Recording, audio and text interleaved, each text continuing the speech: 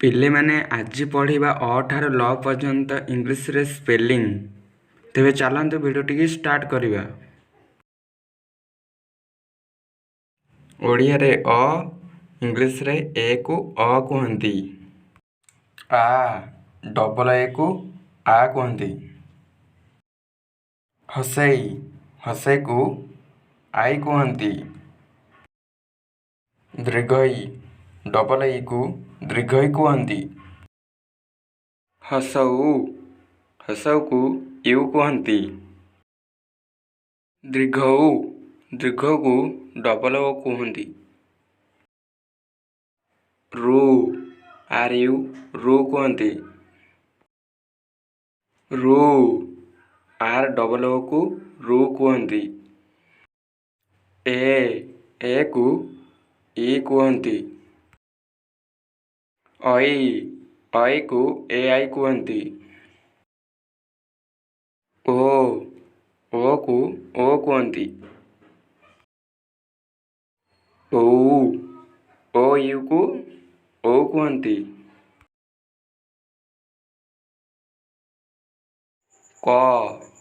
କେ କ କୁହନ୍ତି।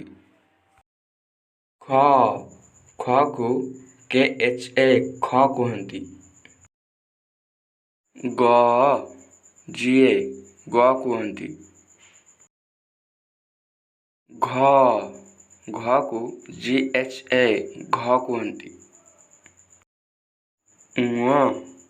ଙ୍କୁ ଏନ୍ କୁହନ୍ତି।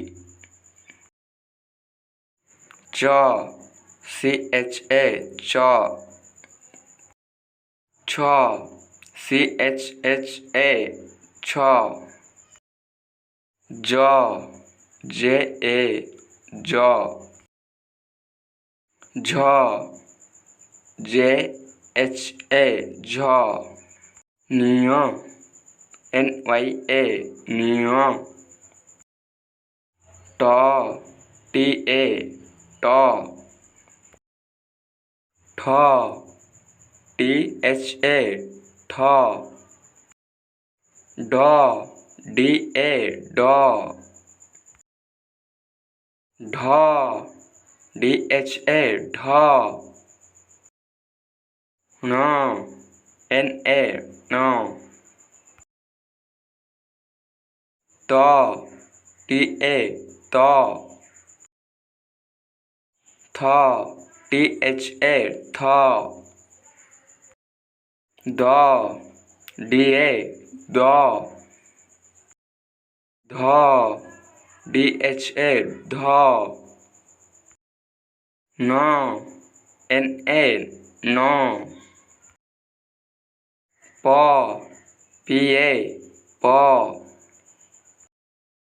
ଫ ପି ଏଚ୍ ଏ ଫ,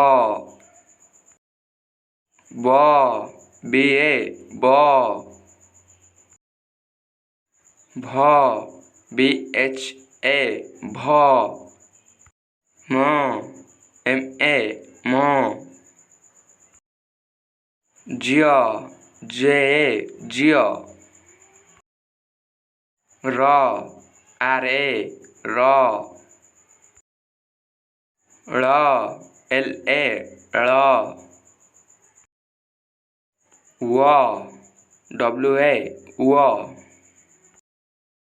ତାଲବେଶ ଏସ୍ ଏଚ୍ ଏ ତାଲବେଶ, ମୁଧନେଶ ଏସ୍ ଏଚ୍ ଏ ମୁଧନେଶ, ଦନ୍ତେଶ ଏସ୍ ଏ ଦନ୍ତେଶ, ହ ଏଚ୍ ଏ ହ,